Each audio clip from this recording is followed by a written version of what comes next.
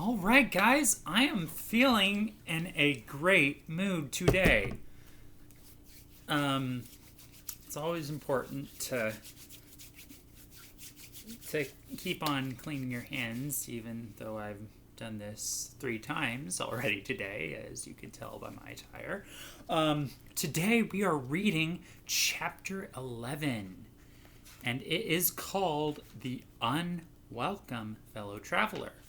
Remember last time? Yeah, Chester just kind of disappears. The hermit tells him, "Hey, you just got here. You see that gate right there? Go out that gate and run over everything that you can find, and you'll find King Loon. And then you can warn the others that Rapidash is going to try to siege the castle at Anvard." And so Chester has been out of the picture, and we've gotten a little bit from Bree and Chester. We're beginning to see that we've already seen he's pretty conceited, but now he gets it from the hermit. The hermit's like, not in my house. You're not gonna act like that. Like that. You're gonna put your shoulders back, sit up straight, and you're not going to act as if you've lost everything, because you haven't. Yeah. Okay. Now we go back to Chester. When Chester went through the gate, he found the slope of grass and a little heather running up before him to some trees. He had nothing to think about now and no plans to make. He had only to run, and that was quite enough. His limbs were shaking, and a terrible stitch was beginning in his side, and the sweat that kept dropping into his eyes blinded him and made them smart. Smart as in, hurt. And he was unsteady on his feet, too, and more than once he nearly turned his ankle on a loose stone. The trees were thicker now than they had been, and in more open spaces there was bracken. The sun had gone in, without making it any cooler. It had become one of those hot, grey days, when there seemed to be twice as many flies as usual. Chester's face was covered with them. He didn't even try to shake them off. He had too much else to do. Suddenly he heard a horn.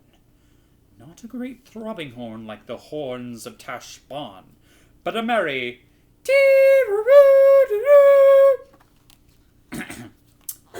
Next moment, he came out into a wide glade and found himself in a crowd of people.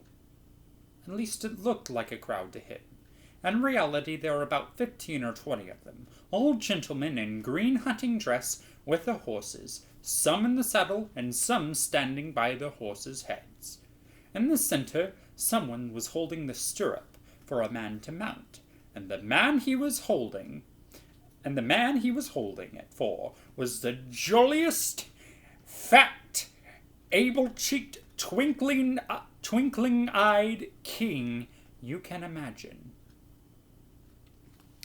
And here's a picture right there. There actually have been some pictures that I skipped over. I'm sorry about that. If you want to see a picture of Erebus getting hurt by the lion, here it is. Right there. There's the hermit. There's Bree. There's Wynn with Erebus, Shesta, the lion. And then this is them finding that the goalie. Yeah. Yeah, I forgot to show you guys that stuff. What else? Oh, here's another one of Rapidash. All right, I think we're caught up now. Okay, let's go back to where we were. Okay. As soon as Shasta had come into the light, this king forgot all about mounting his horse. He spread out his arms to Shasta, his face lit up, and he cried out in a great deep voice that seemed to come from the bottom of his chest, "Corin, my son, and on foot and in rags." "What?" "No, panted Chester, shaking his head. Not Prince... Not... There. Maybe he did that too. Not Prince Corin. I know I'm like him. Saw His Highness in Teshbon. Sent his greetings. The king was staring at Chester with an extraordinary expression on his face. Are you King Loon? Gasped Chester.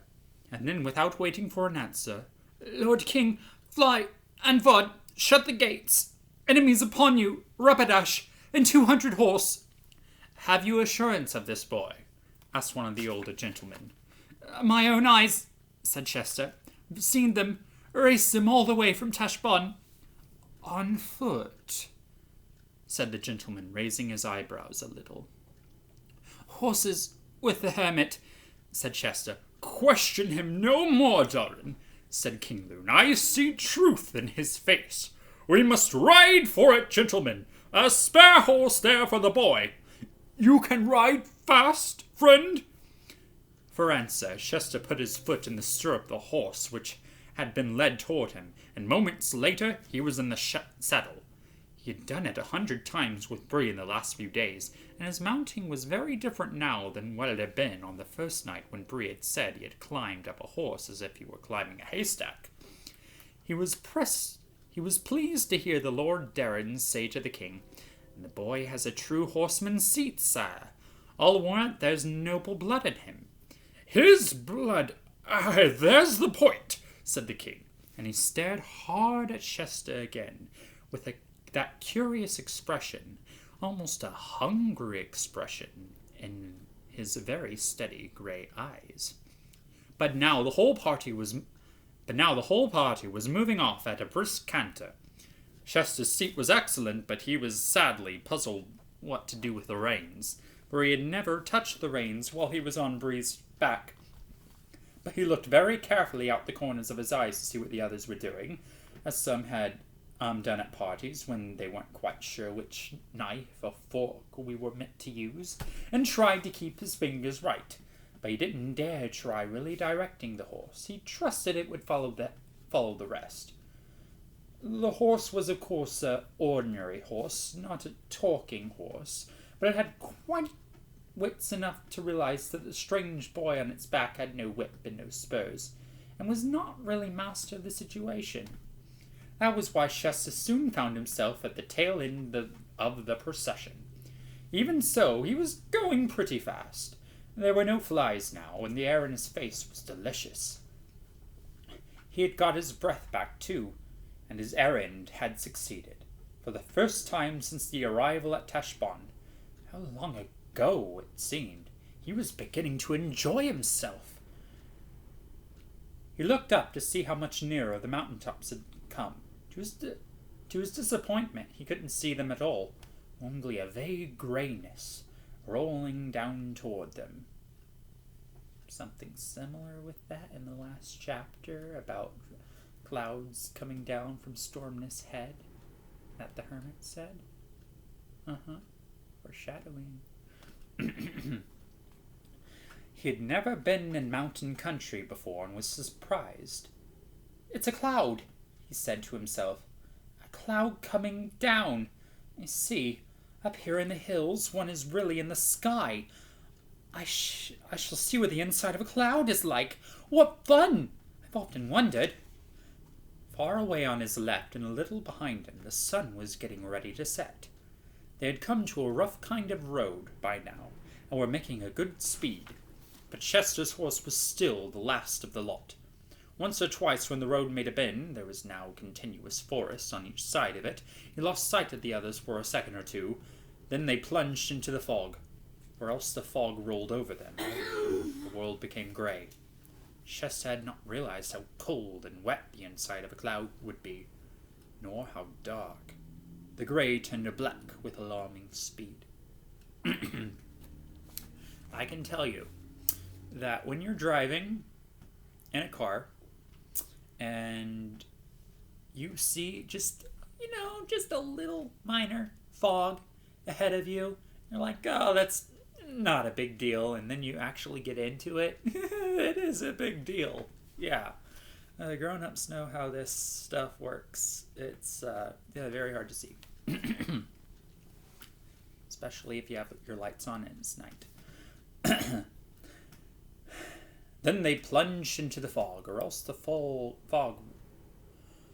Oh, wait, we already said that. The gray turned black with alarming speed. Someone at the head of the column winded the horn every now and then, and each time the sound came from a little farther off.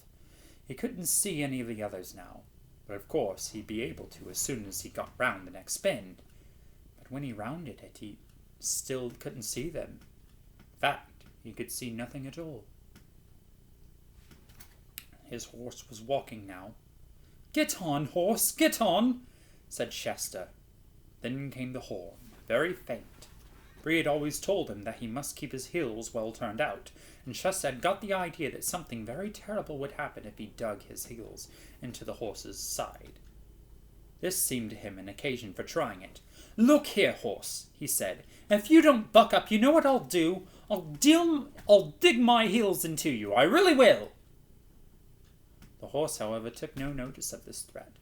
So Shasta settled himself firmly in the saddle, gripped with his knees, clenched his teeth, and punched both the horse's sides with his heels as hard as he could.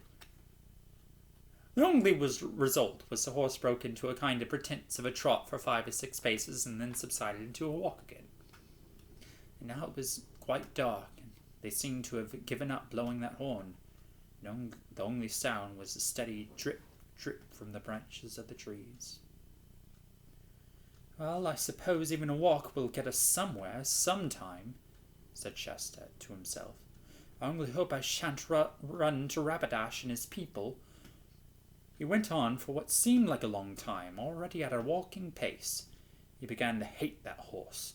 He was also beginning to feel very hungry. Presently, he came to a place where the road divided into 2.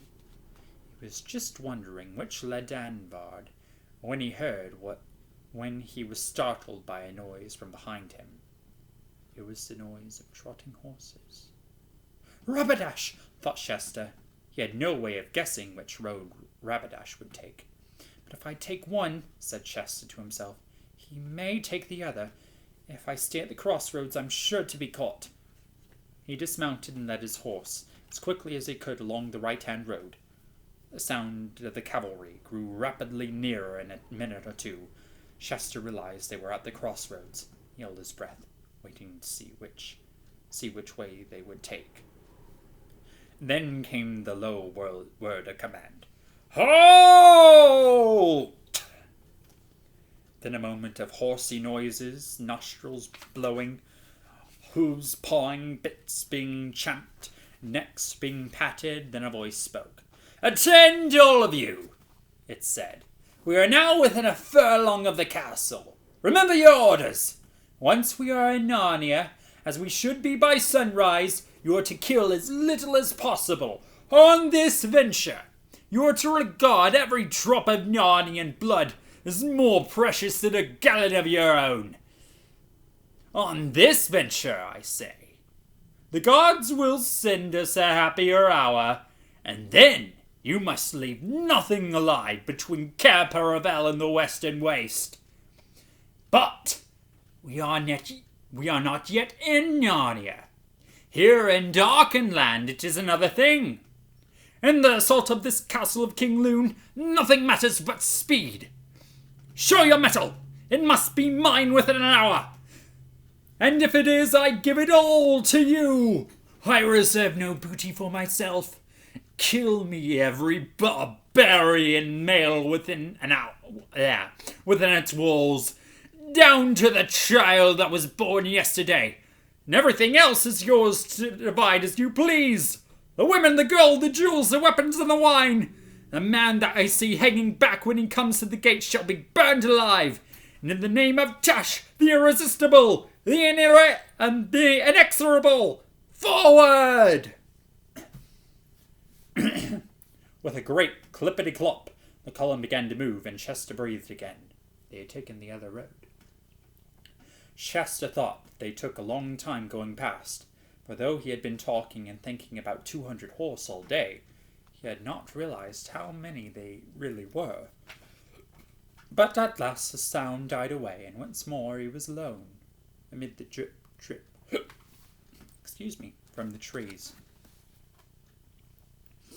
He now knew the way to Anvard, but of course could not now go there. That would mean only running into the arms of Rabadash's troopers. What on earth am I to do? Said Chester to himself. But he remounted his horse and continued along the road he had chosen, in the faint hope of finding some cottage where he might ask for shelter and a meal. He had thought, of course, of going back to Erebus and Bree and Wynn at the Hermit, but he couldn't because now he had not the least idea of the direction. After all, said Chester, this road is bound to get somewhere. But that all depends on what you mean by somewhere. The road kept on getting to somewhere in the sense that it got to more and more trees, all dark and dripping, and to colder and colder air. And strange, icy winds kept blowing the mist past him, though they never blew it away. If he had been used to mountain country, he would have now realized he was very high up, perhaps right at the top of the pass. But Chester knew nothing about mountains. I do think, said Chester, that I must be the most unfortunate boy that ever lived in the whole world. Everything goes right for everyone except me, whose Narnian lords and ladies got safe away from Tashbaan.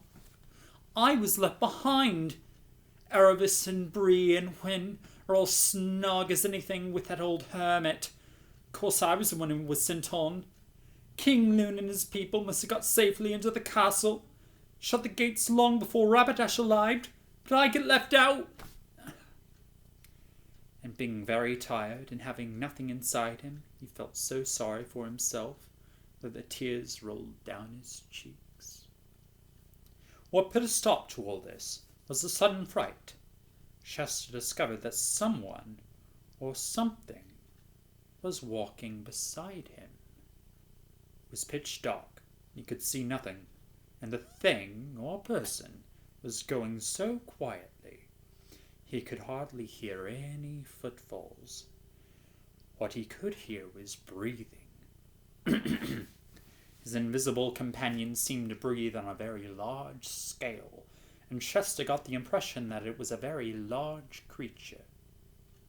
And he had come to notice this breathing so gradually that he had really no idea how long it had been there.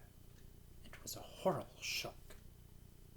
It darted into his mind that he had heard long ago that there were giants in these northern countries. He bit his lip in terror, but now that he really had something to cry about, he stopped crying. The thing, unless it was a person... Well, that's unfortunate. Interesting. I didn't know that. Well, that's very interesting. There is a rip here, and I can't read all of it. But we'll get on. Don't worry. I listened to the radio theater several times when I was your age, and I had this memorized. This section, at least, not the earlier sections.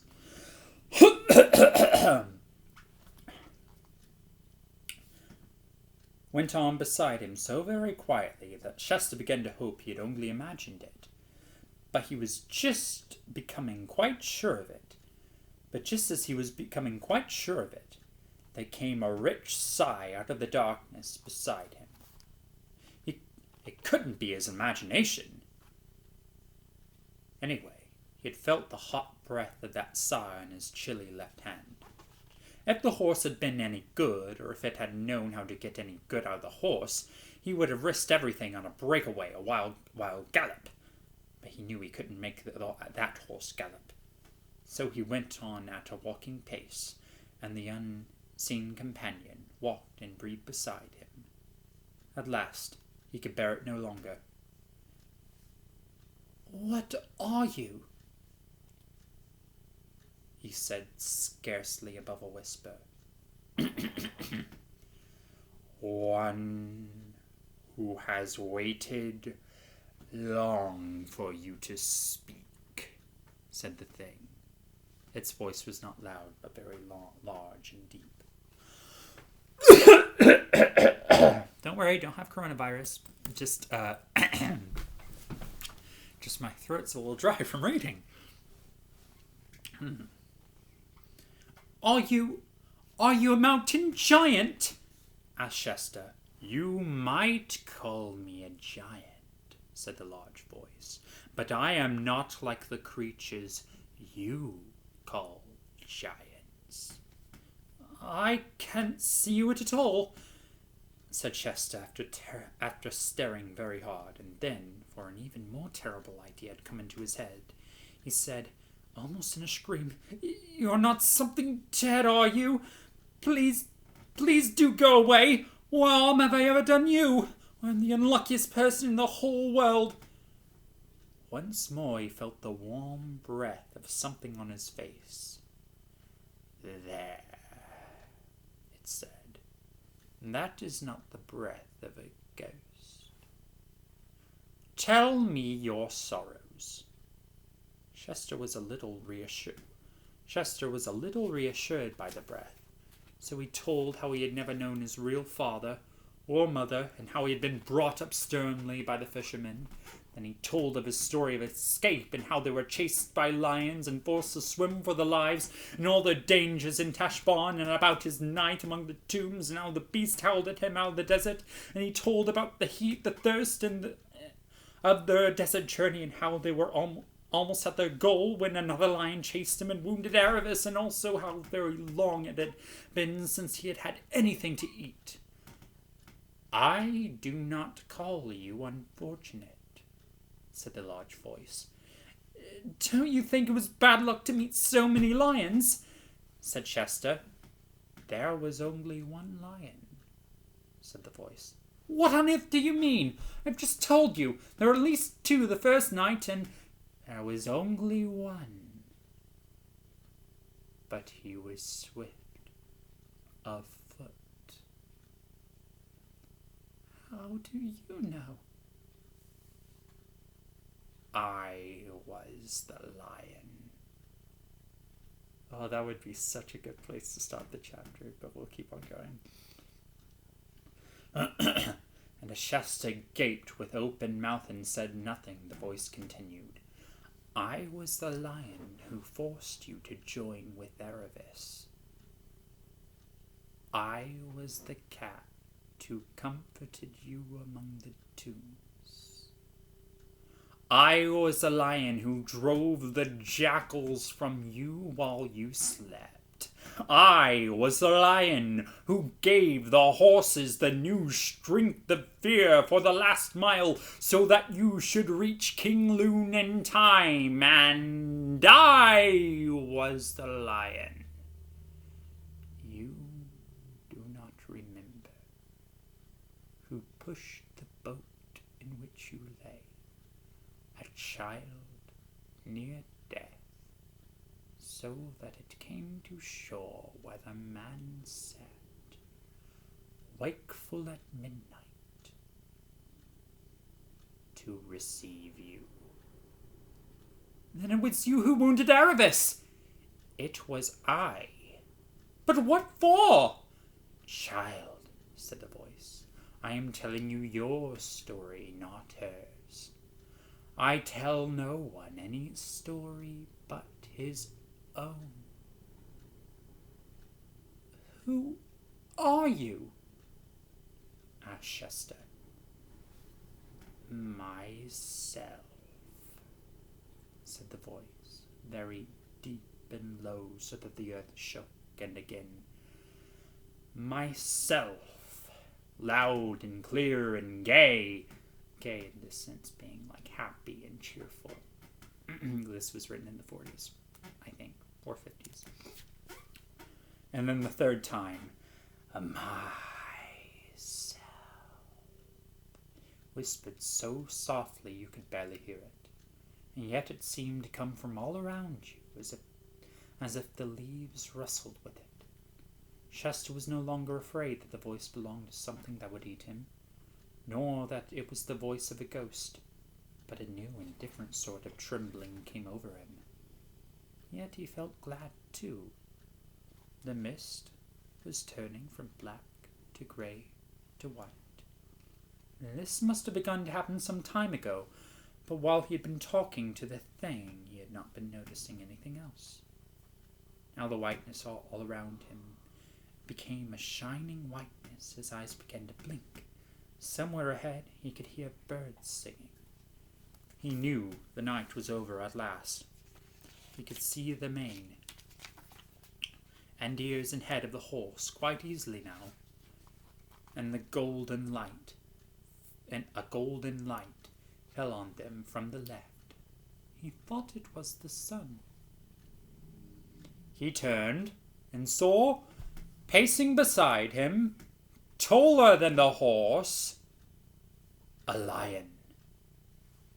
The horse did not seem to be afraid of it, or else could not see it. It was from the lion that the light came. No one ever saw anything more terrible or beautiful. Luckily, Shasta had lived all his life too far south in Coloman to have heard the tales that were whispered in Tashbaan about a dreadful Narnian demon that appeared in the form of a lion, and of course he knew none of the true stories about Aslan, the great lion, the son of the emperor over the sea, the king above all high kings in Narnia. But after one glance at the lion's face, he slipped out of the saddle and fell at his feet. He couldn't say anything, but then again he didn't want to say anything and knew he needn't say anything.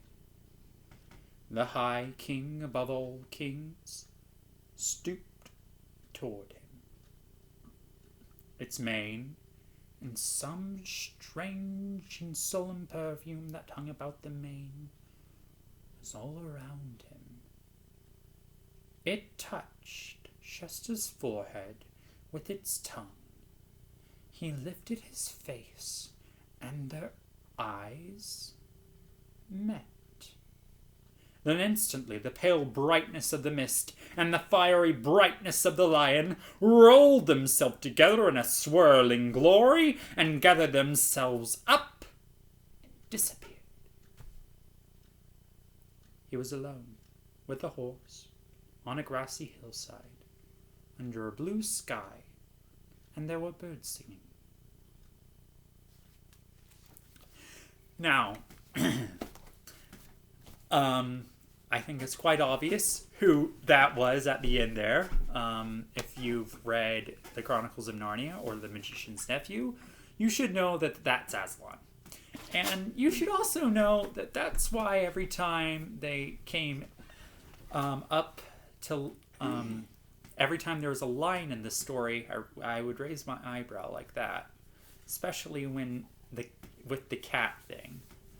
So, some of you may have seen that coming. You might have known that the lions were. I wanted to really emphasize the cat though, because I wasn't sure if many of you would get that, but now you know. It was Aslan the whole time, every lion they met, and he also wounded Erebus. Why? This might make you ponder some questions about, like, what is evil? Like, and what are the reasons why bad things happen? More on that in the next chapter. Have a good night.